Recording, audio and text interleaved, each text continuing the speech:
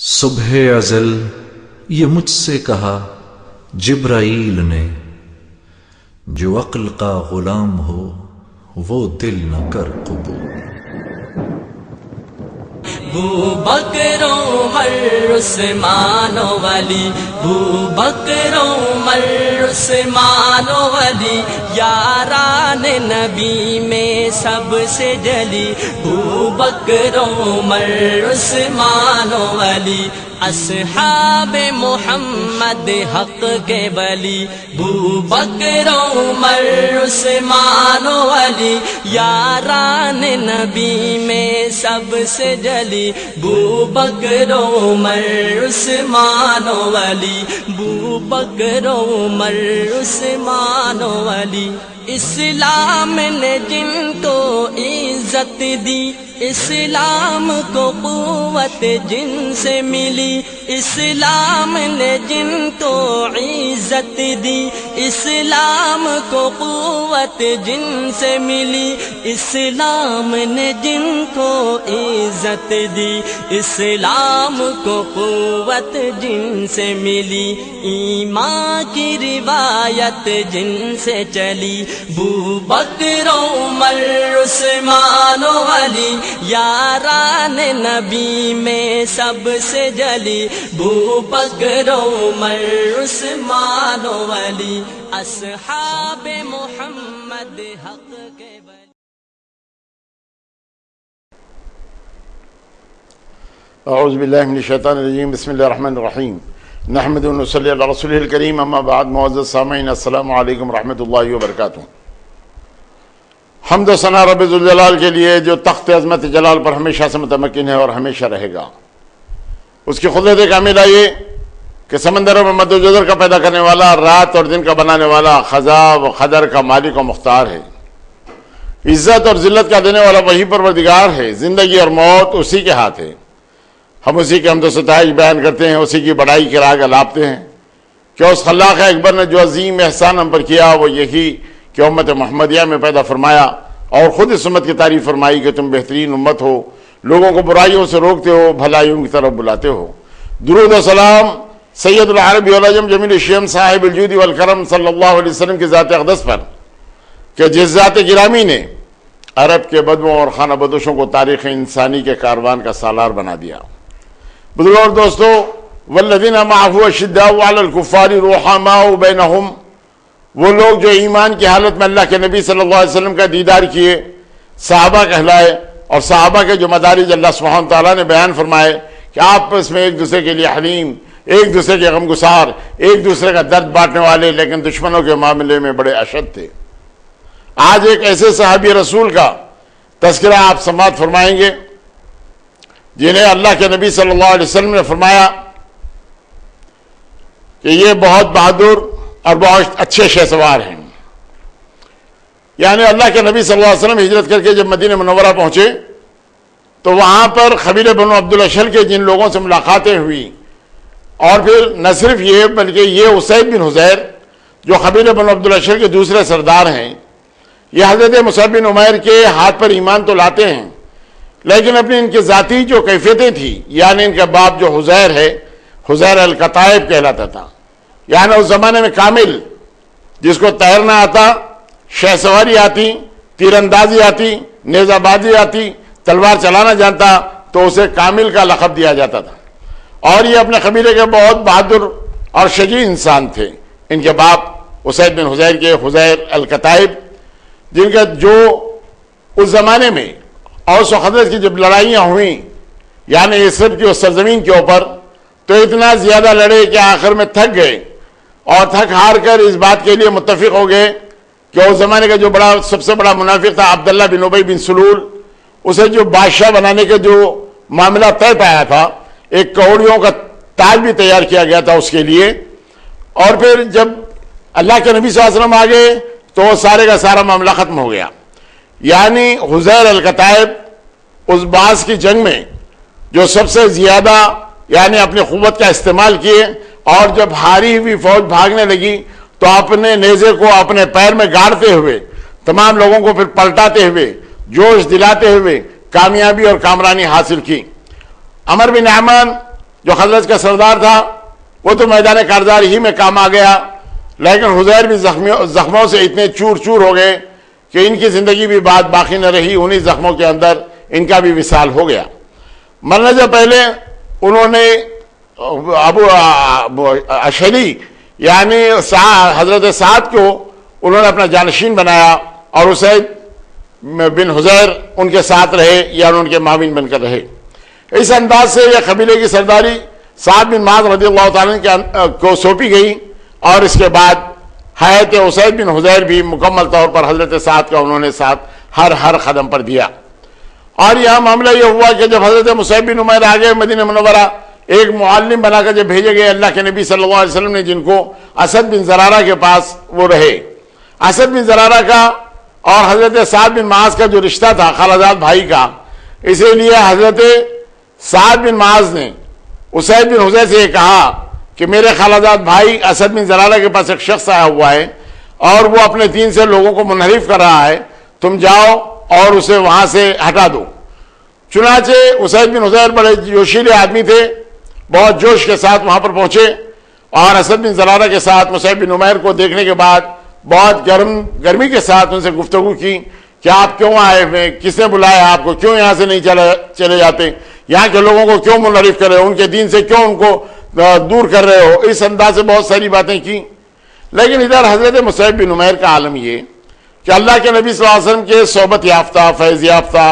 اور پھر اللہ کے نبی صلی اللہ علیہ وسلم کو دیکھنے والی نگاہیں، انہوں نے بہت خوبصورتی کے ساتھ بڑے نرم لہجے میں حضرت اسید بن حذیر سے کہا کہ میرے بھائی، آپ کو تو آپ پر اختیار ہے، میری گفتگو کو سن لیجئے، بات اگر پسند آ جائے تو قبول کر لیجئے، نہ اگر پسند نہ آ جائے تو اس کو رد کر دیجئے، آپ کو تو مکمل حق ہے آپ پر۔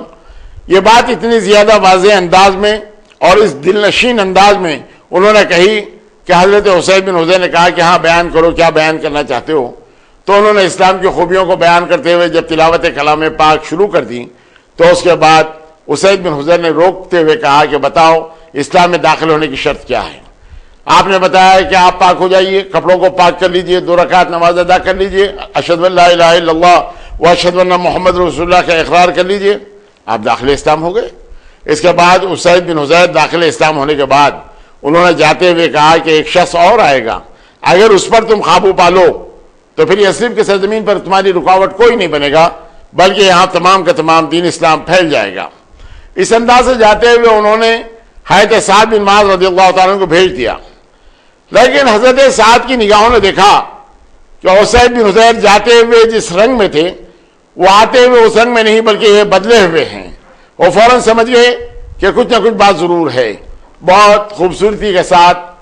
حضرت اسید بن حذیر نے حضرت سعد بن معاذ کو پھر بنی بیاضے کی اس بوڑی کے اوپر بھیج دیا جہاں پر حضرت اسد بن زرارہ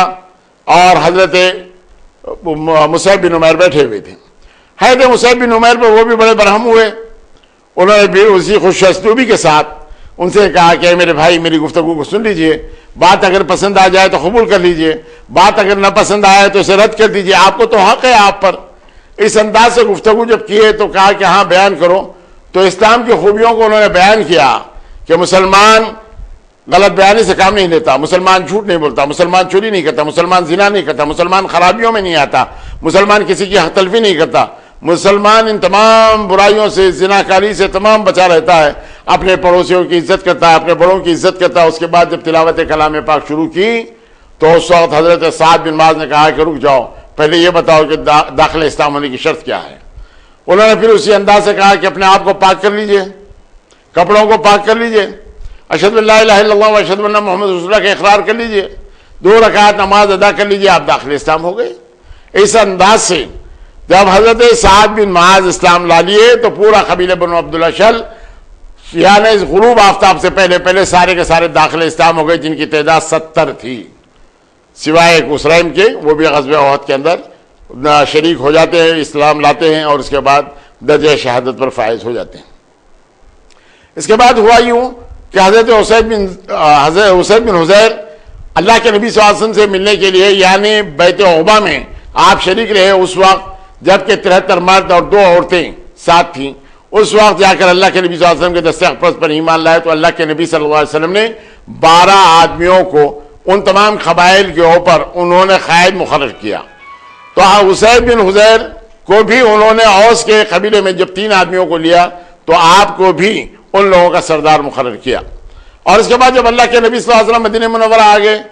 تو اس کے بعد اللہ کے نبی صلی اللہ علیہ وسلم کی جو محفلیں ہوا کرتی تھی جس کے تعلق سے عروہ بن مسعود ثقفی نے بہت اچھے انداز میں اللہ کے نبی صلی اللہ علیہ وسلم کی ان مجالس کا جو ذکر کیا ہے کہ اگر لوگ بیٹھ جائے تو ان کے سروں پر پرندے بیٹھ جائے تو پرندے اڑتے نہیں، اور یہ لوگ اس انداز سے بیٹھے رہتے ہیں کہ اگر کسی قسم کا حکم دیا جائے تو سارے کے سارے لوگ تعمیل کرنے کے لیے اڑ جاتے ہیں. وہاں پر کسی قسم کی کوئی بات ایسی نہیں ہونی پاتی جو بد اخلاقی کی ہو. وہاں تو اخلاق کا مجسمہ بنے ہوئے اللہ کے نبی صلی اللہ علیہ وسلم کے ہر حکم کے اوپر تعمیل کرنے کے لیے تیار. حد یہ کہ اگر وہ وضو کرتے ہیں تو پانی بھی وہ جانثار نیچے گرنے نہیں دیتے.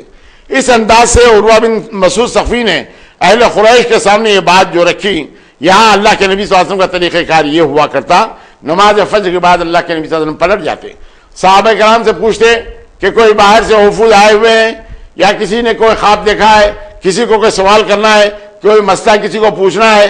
اس انداز سے تمام صحابہ برملا اللہ کے نبی صلی اللہ علیہ وسلم کے سامنے اظہار فرماتے اور اللہ کے نبی صلی اللہ علیہ وسلم ان کا جواب دیتے. اگر خواب دیکھا ہو تو تعبیر بتا دیتے، مسئلہ اگر ہو تو اس کو سلجھا دیتے، وفود آئے ہیں تو ان سے بات کر لیتے. اللہ کے نبی صلی اللہ علیہ وسلم کا یہ طریقہ کار تھا. اللہ کے نبی صلی اللہ علیہ وسلم کی یہ نشست جس کے اندر تمام صحابہ کرام جڑے رہتے، اس وقت کسی قسم کی خشک نہیں ہوتی بلکہ مزاح کے کسی کبھی کبھی پہلو بھی نکل جاتے، اور اس کے اندر اللہ کے نبی صلی اللہ علیہ وسلم کے ساتھ صحابہ کرام بھی مسکرا دیتے، ہنستے. یعنی ایک مرتبہ ہوا یہ کہ اسید بن حضیر جو بہت زیادہ یعنی لطیفے سنانے والے یا بات کرنے والے اس انداز سے گفتگو کر رہے تھے کہ لے ذرا اونچی ہو گئی، بہت زیادہ ہو گئی. تو اللہ کے نبی صلی اللہ علیہ وسلم کو بات پسند نہیں آئی. حضور کے ہاتھ میں ایک چھڑی تھی، انہوں نے چھڑی چباتے ہوئے کہا اسید آہستہ حدود میں رہو. اس انداز سے آپ نے ٹوک دیا. اسید بن حضیر نے کہا کہ اللہ کے رسول میرے ننگے جسم پر آپ نے چھڑی چبا دی. اللہ کے نبی نے فرمایا کہ اگر تکلیف ہوئی ہو تو بدلہ لے لو. چنانچہ انہوں نے آ کر کہا کہ اللہ کے نبی میرا جسم ننگا ہے، تو حضور نے اپنا پیرہن مبارک اپنا لباس ہٹایا ہے تو اسید بن حضیر روتے ہوئے اللہ کے نبی صلی اللہ علیہ وسلم کے جسم اطہر کو بوسے دینے لگے. حضور نے پوچھا کیا ہے تو کہا کہ اللہ کے نبی برسوں سے اس بات کا متمنی تھا کہ آپ کے جسم اطہر کو میں چھو لوں چوم لوں، آج اللہ تعالیٰ نے مجھے موقع دیا. بدلہ لینا کسے مقصود ہے اللہ کے رسول؟ اس انداز سے بات کیا تو اللہ کے نبی صلی اللہ علیہ وسلم نے حضرت اسید بن حضیر کو بڑی دعائیں دی.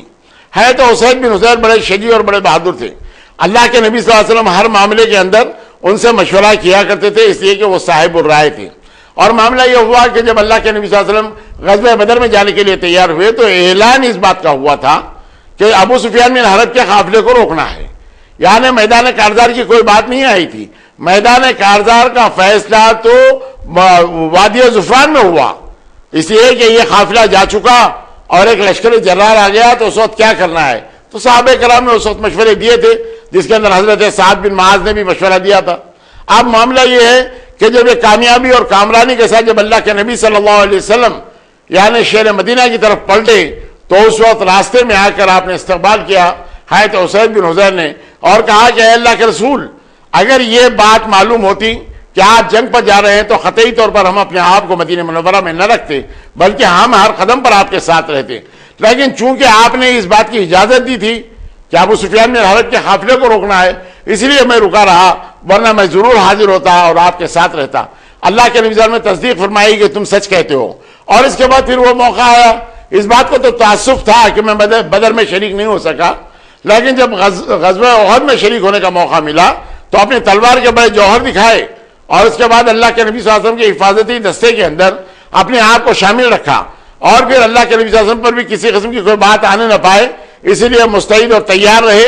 اور اللہ کے نبی صلی اللہ علیہ وسلم کی حفاظت میں لگے رہے. پھر وہ موقع بھی آیا جب اللہ کے نبی صلی اللہ علیہ وسلم یعنی 5 ہجری میں غزوہ خندق واقع ہوئی جسے غزوہ احزاب بھی کہتے ہیں، تمام قبیلوں کی جمع. اور یہ سارے کے سارے لوگ جب یہ خندق کھود دی گئی اور خندق تیار کر دی گئی تو خندق کے پار آ کر وہ تمام کے تمام قافلے پڑے رہے جو تمام قبائل سے آئے ہوئے تھے. اس وقت موقع یہ ہوا کہ جب یہ 17 دن تک یہ معاملہ چلا، یعنی معاملہ تو 1 مہینے تک چلتا رہا، لیکن 17 دن کے بعد حضور اقدس صلی اللہ علیہ وسلم کے دل میں ایک بات آئی کہ کہیں ایسا نہ ہو کہ مسلمانوں کے اس عمل سے یا اس طویل جنگ کی وجہ سے کہیں مدینے کے لوگ کسی قسم کے تکلیف میں نہ آ جائے، اس لیے ان تمام قبائل کو جو تمام اس میں شریک تھے، تو بنو غطفان کے 4000 لٹیرے اس میں شریک تھے جو بڑے جنگجو تھے۔ حضور صلی اللہ علیہ وسلم چاہتے یہ تھے کہ ان لوگوں کو کسی قسم کا مدینے کی پیداوار دے دے، تو یہ لوگ جب ہٹ جائیں گے تو یہ ساتھ والے جو ہیں ان کے دل بھی گر جائیں گے اور یہ لوگ بھی بھاگنے میں ہی عافیت سمجھیں گے۔ تو اللہ کے نبی صلی اللہ علیہ وسلم نے مشورہ کرنے کے لیے حضرت سعد بن عبادہ کو، سعد بن معاذ کو، حضرت اسید بن حضیر کو اللہ کے نبی صلی اللہ علیہ وسلم نے بلایا، اور حضرت عبداللہ بن رواحہ کو بھی بلایا، اور ان سے کہا کہ تمام لوگوں نے، تمام قبائل نے مل کر ایک تیر سے تم پر نشانہ باندھا ہے، اور میں چاہتا یہ ہوں کہ اگر ان لوگوں کو، بنو غطفان کے کچھ لوگوں کو اگر اناج دے دیا جائے یا ان کو کھجوریں دے دی جائے، مدینے کی فصل اگر دے دی جائے تو یہ لوگ واپس ہو سکتے ہیں۔ اس معاملے میں تمہارا اپنا کیا خیال ہے؟ صدقے جائیے اس اصحاب انصار کے، جنہوں نے اللہ کے نبی صلی اللہ علیہ وسلم سے یہ کہا، اے اللہ کے نبی، اگر یہ اللہ کا حکم ہے تو ہماری زبانیں بند ہیں، اور اگر یہ جنگی حکمت عملی ہے تو پھر ان کے لیے، بنو غطفان کے لیے اور ان کا تمام ساتھ دینے والوں کے لیے ہمارے پاس تلوار ہے۔ اس لیے ایام جاہلیت میں بھی یہ بنو غطفان کے لٹیرے ہم سے پوچھے بغیر ایک کھجور، ایک چھوارا کھا نہیں سکتے تھے۔ آج تو ہم ایمان کی دولت سے مالا مال ہیں۔ اللہ کے نبی صلی اللہ علیہ وسلم نے ان کے استقلال کو دیکھتے ہوئے ان تمام باتوں کو جو آپ رکھنا چاہتے تھے سارے کے سارے رد کر دیے۔ دوسری بات یہ ہے کہ عیینہ بن حسن جو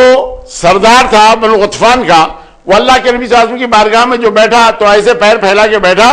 کہ حضرت اسید بن حضیر اس کو پسند نہیں کر سکے۔ انہوں نے کہا کہ اگر اللہ کے نبی صلی اللہ علیہ وسلم کا اگر مجھے احترام باقی نہ رہتا تو میں تجھے ایسے نیزہ مارتا کہ یہی ختم کر دیتا، یہاں سے اٹھ اور لومڑی یہاں سے چلی جا۔ عامر نام کا ایک اور آدمی بھی آیا ان کے ساتھ، تو ان سے بھی یہ کہا کہ لومڑی یہاں سے بھاگ جا۔ اس انداز سے حضرت اسید بن حضیر نے ان لوگوں کو وہاں سے بھگا دیا، اور اللہ کے نبی صلی اللہ علیہ وسلم نے کہا کہ اللہ کے نبی، آپ ہمارے تعلق سے کسی قسم کی فکر مت کیجیے، ہم تمام کے تمام مستعد ہیں۔ ہم نے جو وعدہ عقبہ کی گھاٹی میں آپ سے کیا ہے اس پر جب تک ہماری آنکھوں کی پتلیوں میں حرکتیں باقی ہیں اس وقت تک آپ پر نچھاور ہونے کے لیے ہم تیار ہیں۔ آپ ہمارے تعلق سے کسی قسم کی کوئی مزاحمت یا کسی قسم کی اور فکر کرنے کی ضرورت نہیں۔ اس انداز سے اللہ کے نبی صلی اللہ علیہ وسلم کو ان لوگوں نے یقین دلایا۔ اللہ کے نبی صلی اللہ علیہ وسلم ان کی استقامت کو دیکھتے ہوئے اس معاملے کو آپ نے ختم کر دیا۔ اب معاملہ یہ ہوا کہ اس کے بعد حدیبیہ کے اندر جب معاہدہ ہوا تو اسید بن حضیر ان 1400 صحابہ کے ساتھ بیت الرضوان میں شریک ہیں۔ آپ نے بھی اللہ کے نبی صلی اللہ علیہ وسلم کے ہاتھ پر بیعت کی، اور اس کے بعد جب فتح مکے کا وقت آ گیا تو اللہ کے نبی صلی اللہ علیہ وسلم اس انداز سے نکلے، ایک طرف یعنی اللہ کے نبی صلی اللہ علیہ وسلم کے داہنی طرف ابوبکر صدیق ہیں اور بائیں طرف اسید بن حضیر ہیں، اور اس انداز سے اللہ کے نبی صلی اللہ علیہ وسلم کی سواری مکہ مکرمہ کے اندر داخل ہو رہی ہے، خانہ کعبہ میں داخل ہو رہی ہے، تو ایک عجیب قسم کا منظر، اور حضرت اسید بن حضیر اللہ کے نبی صلی اللہ علیہ وسلم کے ساتھ یعنی ردیف میں آپ بھی بیٹھے ہوئے اس انداز سے آپ چلے، یعنی یہ سعادت اور منزلت آپ کو ملی۔ اور اس کے بعد پھر وہ طائف کا مرحلہ آیا، حنین کا مرحلہ آیا، اس میں شریک رہے، طائف کا مرحلہ آیا، اس میں بھی آپ برابر کے شریک رہے، اور جب تبوک کی باری آ گئی تو اس میں نہ صرف اپنے آپ کو شریک رکھا بلکہ کثیر تعداد میں آپ نے اس میں پیسہ بھی لگایا، اور اس کے بعد آپ شریک رہے اور جانے کے لیے تیار ہو گئے اور آپ چلے تبوک کے لیے۔ تبوک سے واپسی کے بعد اللہ کے نبی صلی اللہ علیہ وسلم اس دار فانی سے کوچ کرتے ہیں، حجۃ الوداع میں شریک ہوتے ہیں، تو حجۃ الوداع میں بھی حضرت اسید بن حضیر اللہ کے نبی صلی اللہ علیہ وسلم کے ہم رکاب رہے، آپ وہاں بھی شریک رہے، اور اس کے بعد اللہ کے نبی صلی اللہ علیہ وسلم یعنی حجۃ الوداع کے 81 دن بعد یا 91 دن بعد اس دار فانی سے کوچ کرتے ہیں۔ تو اس وقت حضرت اسید بن حضیر کے دل کی کیفیت مت پوچھیے کہ کیا ہوئی، اور اس انداز سے حضرت اسید بن حضیر کو حضرت ابوبکر صدیق جب خلیفہ منتخب ہو گئے سقیفہ بنو سعدہ میں، تو سب سے بڑا کردار اصحاب انصار میں حضرت اسید بن حضیر کا رہا، اس لیے کہ وہ لوگ یہ چاہتے تھے کہ حضرت سعد بن عبادہ خلیفہ منتخب ہو جائے اہل مدینہ، لیکن حضرت ابوبکر صدیق نے کہا کہ تم لوگ صرف وزارت کر سکتے ہو، خلیفہ اگر منتخب ہوگا تو مہاجروں میں سے ہوگا، اور یہ ابو عبیدہ بن جراح ہیں جن کے تعلق سے اللہ کے نبی صلی اللہ علیہ وسلم نے فرمایا کہ میری امت کے امین ہیں، ان کے ہاتھ میں ہم بیعت کر لیں، یا یہ عمر فاروق ہے جن کے تعلق سے اللہ کے نبی صلی اللہ علیہ وسلم نے فرمایا کہ اگر میرے بعد اگر کوئی نبی ہوتے تو عمر ہوتے، ان کے ہاتھ پر ہم بیعت کر لیں۔ تو اس وقت حضرت عمر آگے بڑھتے ہوئے کہا تھا کہ جس محفل کے اندر ابوبکر ہو وہاں کوئی اور آگے کہاں بڑھ سکتا ہے۔ تو حضرت اسید بن حضیر بھی یہ نہیں چاہتے تھے کہ کسی اور قبیلے کا آدمی وہاں پر بن جائے، یعنی سوائے حضرت ابوبکر صدیق کے۔ چنانچہ حضرت ابوبکر صدیق کے ہاتھ پر سارے لوگوں نے بیعت کی، تو اسید بن حضیر قبیلہ بنو عبد الاشر کے تمام لوگوں کے ساتھ حضرت ابوبکر صدیق جب بیعت کر لی تو تمام کے تمام انصار جو سوچ رہے تھے حضرت سعد بن عبادہ کو خلیفہ بنانے کے لیے، ان کے تمام ارادوں پر پانی پھر گیا۔ اس انداز سے حضرت ابوبکر صدیق خلیفہ منتخب ہو گئے۔ حضرت ابوبکر صدیق کے زمانے میں مشاورت جو ہوتی اس کے اندر حضرت اسید بن حضیر برابر کے شریک ہوتے، اور اس کے بعد حضرت عمر رضی اللہ تعالیٰ جب دور آیا تو حضرت عمر نے بھی ان کا مقام اور مرتبہ اسی انداز سے بلند اور بالا رکھا، اور جو بھی مشورہ اگر ہو جاتا تو اس مشورے کے اندر برابر کے آپ شریک رہتے۔ اللہ کے نبی صلی اللہ علیہ وسلم کے حیات طیبہ میں ایسا بھی ہوا کہ حضرت اسید اللہ کے نبی صلی اللہ علیہ وسلم کی بارگاہ سے اٹھے اور ساتھ میں ایک ساتھی بھی تھے۔ جب دونوں جانے لگے تو حسن اتفاق یہ کہ سامنے ایسی روشنی ہونے لگی کہ ان روشنی کے اندر اپنے راستہ ان لوگوں نے طے کیا، اور جب دونوں ایک مقام پر آنے کے بعد جدا ہو گئے تو دونوں کے ساتھ روشنی پھر منقسم ہو گئی، اور اس کے بعد یہ لوگ اپنے حساب میں چلے گئے۔ اللہ کے نبی صلی اللہ علیہ وسلم کی حیات طیبہ میں ایک مرتبہ ہوا یوں کہ حضرت اسید بن حضیر نماز پڑھ رہے تھے اور آپ کا گھوڑا بدکنے لگا، تو آپ نے اپنی آواز کو پست کیا، پھر گھوڑے کا بدکنا بند ہو گیا۔ پھر اس کے بعد جب آپ نے آواز کو اٹھایا تو پھر گھوڑے کا بدکنا شروع ہوا، تو آپ یہ سمجھتے رہے کہ میرا بیٹا یحییٰ اس کو کہیں یہ گھوڑا تکلیف نہ پہنچا دے یا کسی قسم کا کوئی اور انہیں ضرر نہ پہنچے، اس انداز سے آپ نے آواز کو ہلکا کیا۔ اور جب نماز آپ نے ختم کی تو آپ نے آسمان کی طرف دیکھا تو آپ نے دیکھا کہ ابر کا ایک ٹکڑا ہے جس کے اندر چھوٹی چھوٹی نور کی قندیلیں بھی ہیں۔ صبح اللہ کے نبی صلی اللہ علیہ وسلم سے ذکر کیا کہ اللہ کے نبی رات ایسا واقعہ ہوا کہ میں نماز پڑھ رہا تھا، میرا بیٹا یحییٰ میرے بازو میں تھا، اور اس وقت میرا جو گھوڑا تھا وہ میری آواز کے ساتھ تو بدکنے لگا، اور اس کے بعد میں نے جب آواز کو پست کیا تو اس کا بدکنا بند ہوا۔ اس کے بعد پھر میں نے اپنی آواز کو بلند کیا، پھر اس کا بدکنا شروع ہوا، اور اس کے بعد پھر میں نے اپنی آواز کو پست کیا تو بدکنا کم ہوا۔ میں یہ سوچتا رہا کہ کہیں یحییٰ کو تکلیف نہ ہو، اس غرض سے میں تھوڑا سا رکا رہا۔ اللہ کے نبی صلی اللہ علیہ وسلم نے فرمایا، اور اس کے بعد کہا آپ نے کہ ایک ابر کا سایہ دیکھا جس کے اندر نور کی قندیلوں کو میں نے دیکھا، تو حضور نے فرمایا وہ ملائکہ تھے، تمہارے قرآن کے پڑھنے پر وہ سننے کے لیے آئے ہوئے تھے۔ اگر صبح تک اگر تم تلاوت کلام پاک جاری رکھتے تو لوگ اپنی آنکھوں سے ملائکہ کو دیکھ لیتے تھے۔ یعنی پڑھنے کا جو انداز تھا یا جس انداز سے وہ پڑھتے تھے وہ تو اللہ سبحانہ تعالیٰ ہی بہتر جاننے والا ہے کہ ملائکہ سننے کے لیے جب آگے تو کیا مقام اور مرتبہ ہوگا۔ پھر بزرگوں اور دوستو، قبیلہ بنو عبد الاشر کی مسجد کے اندر حضرت اسید بن حضیر حالانکہ اتنے زیادہ عمر کے نہیں تھے، لیکن باوجود اس کے آپ کو امام منتخب کیا گیا، وہیں پر آپ امامت کرتے رہے۔ 20 ہجری کے اندر جب آپ کا انتقال ہوا تو اس وقت حضرت عمر فاروق آپ کے گھر گئے، اور گھر جانے کے بعد وہاں سے آپ کو لے آئے، اور لے کے آنے کے بعد بقیع کے قبرستان میں آپ کی تدفین عمل میں آئی۔ اللہ کے نبی صلی اللہ علیہ وسلم جب حجۃ الوداع سے واپس ہو رہے ہیں تو اس وقت ذوالحلیفہ کے اس مقام کے اوپر آپ کو معلوم ہوا کہ آپ کی زوجہ محترمہ کا انتقال ہو گیا، تو اس وقت حضرت اسید بن حضیر اپنے چہرے پر کپڑا ڈال کر رونے لگے۔ حضرت بی بی عائشہ صدیقہ رضی اللہ تعالیٰ عنہ نے کہا ایک عورت کے لیے رونا، اگر رونا ہی ہے تو حضرت سعد بن معاذ کے لیے رونا تھا،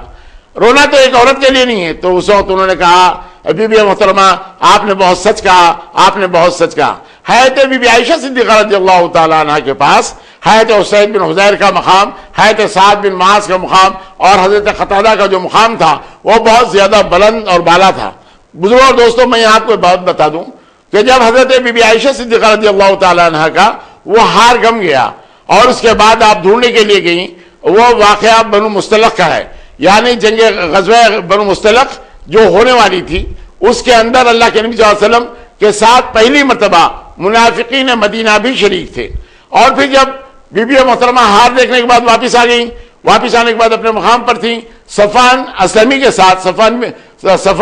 ساتھ جب بی بی محترمہ اپنے قافلے میں پہنچ گئی تو اس وقت منافقین نے حضرت بی بی عائشہ کے خلاف میں بہت زیادہ آواز اٹھائی، اور اس وقت معاملہ یہ ہوا کہ اسی جنگ کے اندر یعنی مہاجر اور انصار کے اندر ایک پانی کے اوپر جھگڑا ہو گیا۔ انصار نے انصاریوں کو، مہاجر نے مہاجروں کو بلا لیا، تو تلواریں نکلنے کی نوبت آ گئی تھی۔ تو اللہ کے نبی صلی اللہ علیہ وسلم وہاں پر آنے کے بعد آپ نے کہا کیا ایام جاہلیت کی پھر وہ رسمیں پوری ہونے لگیں گی باوجود میرے ہوتے ہوئے؟ کیا یہ جنگ و جدال ہوگا؟ تو سارے کے سارے لوگ جب خاموش ہو گئے اور اپنی اپنی تلواریں اپنے اپنے محلوں میں کر دیے، تو اس وقت مدینہ منورہ کا سب سے بڑا عظیم منافق جسے عبداللہ بن ابی بن سلول کہتے ہیں، اس کی زبان سے یہ بات نکلی کہ آپ مدینہ جانے کے بعد وہاں کے شریف لوگ وہاں سے رذیل لوگوں کو نکال دیں گے۔ اللہ کے نبی صلی اللہ علیہ وسلم کو بڑا خلق ہوا، اللہ کے نبی صلی اللہ علیہ وسلم کو بڑی تکلیف ہوئی. اللہ کے نبی صلی اللہ علیہ وسلم نے ان لوگوں کو اسی انداز سے یعنی گرمی کے موسم میں سفر کے لیے آپ نے اجازت دے دی. اسید بن حضیر نے کہا کہ اللہ کے نبی ایسے موقع پر آپ یہ سفر کے لیے کہتے ہیں، تو حضور نے فرمایا کہ کیا تم نے نہیں سنا تمہارے علم میں کہ آدمی نے کیا کہا؟ تو انہوں نے کہا کہ اللہ کے نبی یہ بتائیے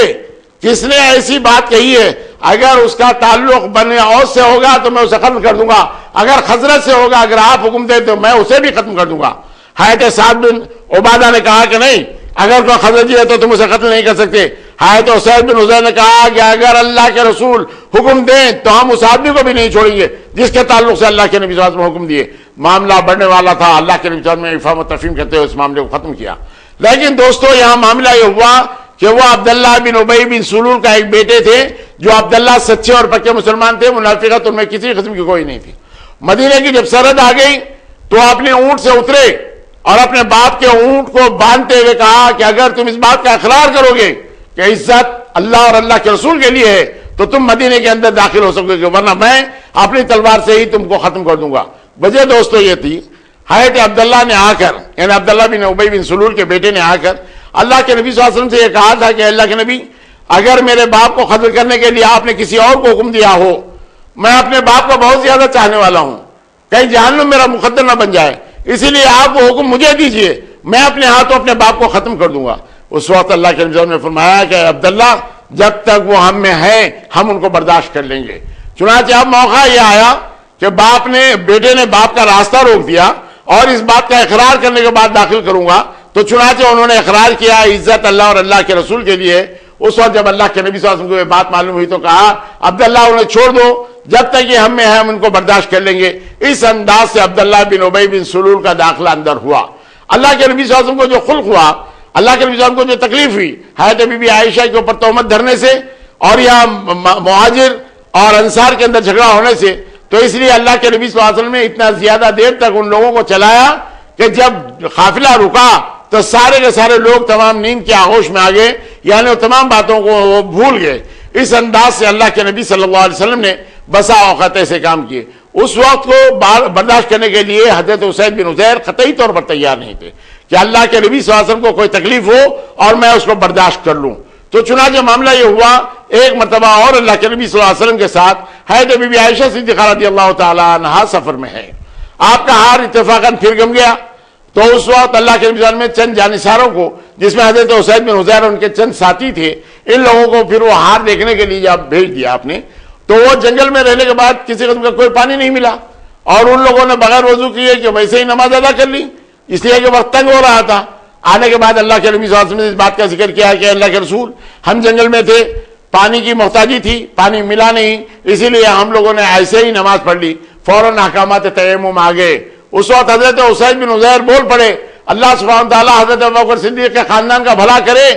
جب بھی کسی قسم کی کوئی افتاد آتی ہے تو اللہ تعالیٰ ہمارے لیے نئی راہیں نکال دیتا ہے. اور یہ تیمم کا معاملہ قیامت تک کے لیے تمام مسلمانوں کے لیے ایسا ہو گیا، اگر کوئی بیمار ہے پانی میں ہاتھ اگر نہیں ڈال سکتا یا پانی وقت کے اوپر نہیں ملا اور اس کے بعد غسل کی حاجت ہے یا وضو کی حاجت ہے تو تیمم کے بعد وہ تمام کی تمام عبادتیں کر سکتا ہے. یہ اللہ کا جب احکامات آ گئے تو حضرت اسید بن حضیر کی خوشی کا عالم مت پوچھیے کہ وہ کتنے خوش ہوئے. اور اس معاملے کے اندر یہ اللہ کے نبی صلی اللہ علیہ وسلم کی حیات طیبہ میں ایسے بہت سارے واقعات حضرت اسید بن حضیر سے رہے اور اللہ کے نبی صلی اللہ علیہ وسلم حضرت اسید بن حضیر کو اپنا مشیر اور اپنا ایسا آدمی تصور کرتے جس کے اوپر مکمل طور پر اعتماد کیا جا سکتا ہے. یہ اللہ کے نبی صلی اللہ علیہ وسلم کا طریقہ کار رہا. 20 ہجری کے اندر حضرت اسید بن حضیر کا انتقال ہوتا ہے تو حضرت عمر رضی اللہ تعالیٰ نے آپ کی نماز جنازہ پڑھاتے ہیں اور بقی کے قبرستان میں آپ کی تدفین عمل میں آتی ہے. اللہ کے نبی صلی اللہ علیہ وسلم نے مواقاتی بھائی حضرت زید بن حارثہ کو بنایا جو اللہ کے نبی صلی اللہ علیہ وسلم کے کسی زمانے میں غلام تھے اور کسی زمانے میں زید بن محمد بھی کہلاتے تھے. اور پھر دوسری بات یہ ہے کہ حضرت اسید بن حضیر نے کہا کہ 3 یعنی اوقات مجھ پر ایسے آتے ہیں اگر وہی کیفیت اگر تاری رہی تو یقیناً میں جنتی ہوں. پہلی بات تو یہ کہ قرآن کے سننے اور قرآن کے پڑھنے کے وقت جو میری کیفیت ہوتی ہے. دوسری بات یہ ہے کہ اللہ کے نبی صلی اللہ علیہ وسلم جب خطبہ دیتے ہیں تو اس وقت میری جو کیفیت ہوتی ہے یا میں کسی اور میت کے ساتھ شریک ہو جاتا ہوں تو اس وقت ان پہ کیا گزر رہی ہوگی، کیا گزرے گی، یہ جنت میں جائیں گے یا دوزخ میں جائیں گے، جو فکر مجھے دامنگیر ہو جاتی ہے، یہ معاملہ بہت عجیب قسم کا ہوتا ہے۔ اگر یہ کیفیتیں اگر ہمیشہ اگر طاری ہوتی تو میں سمجھتا ہوں کہ میں جنتی ہوں۔ حضرت اسید بن حضیر 40,000 درہم کے مخروض تھے۔ حضرت عمر رضی اللہ تعالیٰ نے یعنی ان لوگوں سے جو قرضدار تھے ان سے کہا کہ کچھ مہلت دے دو۔ اس انداز سے وہ ہر سال یعنی 4 سال کے اندر ان کے تمام قرض کی ادائی اس انداز سے انہوں نے فرمائی، اور پھر ان کے باغوں کو بکنے سے بچا لیا۔ ان کے بیٹے یحییٰ اور ایک دوسرے بیٹے بھی تھے عتیق جن کا نام تھا، ان کے لیے تمام جائیدادیں اسی انداز سے انہوں نے محفوظ رکھی تاکہ کسی قسم کا نقصان نہ ہو، ان کے اولاد کسی قسم کا یعنی مفلسی کے اندر نہ آ جائے۔ یہ حضرت عمر کے پیش نظر جب یہ بات تھی تو انہوں نے ان تمام قرض دینے والوں کو تھوڑی سی مہلت لیتے ہوئے اس انداز سے آپ نے ادا کی تھی۔ بزرگوں اور دوستو، یہ وہ صحابہ کرام ہیں جن کی زندگی ہمارے لیے مشعل راہ ہے، انہی کے اوپر ہم کو عمل کرنا ہے۔ اسی لیے کہ وہ نماز کے وقت کی پابندی اور پھر تیمم کے تیمم کے جو احکامات آئے یعنی حضرت بی بی عائشہ صدیقہ رضی اللہ تعالیٰ عنہ کے پاس، اور وہ ہار اسی اونٹ کے نیچے جس اونٹ کے اوپر وہ بیٹھ کے آئی ہوئی تھی وہاں مل گیا، اس انداز سے پھر یہ تمام سفر ختم ہو گیا، لیکن احکامات خداوندی تیمم کے لیے تمام آ گئے۔ تو بزرگوں اور دوستو، اللہ کی بارگاہ میں میری دعا ہے کہ پروردگار عالم ہمارے اسلاف کے نقش قدم پر چلنے کی ہمیں توفیق عطا فرما، ہمارے بزرگوں کو ہمارے مرحومین کی مغفرت فرما، الہ العالمین ہم پر کرم فرما، رحم فرما، فضل فرما، ہماری دعاؤں کو نبی کریم صلی اللہ علیہ وسلم کے صدقہ و توفیل میں قبول فرما۔ وصلی اللہ علی محمد النبی الامی وآلہ وصحبہ وسلم، الحمدللہ رب العالمین، وآخر دعوانا الحمدللہ رب العالمین۔ ثم الرجل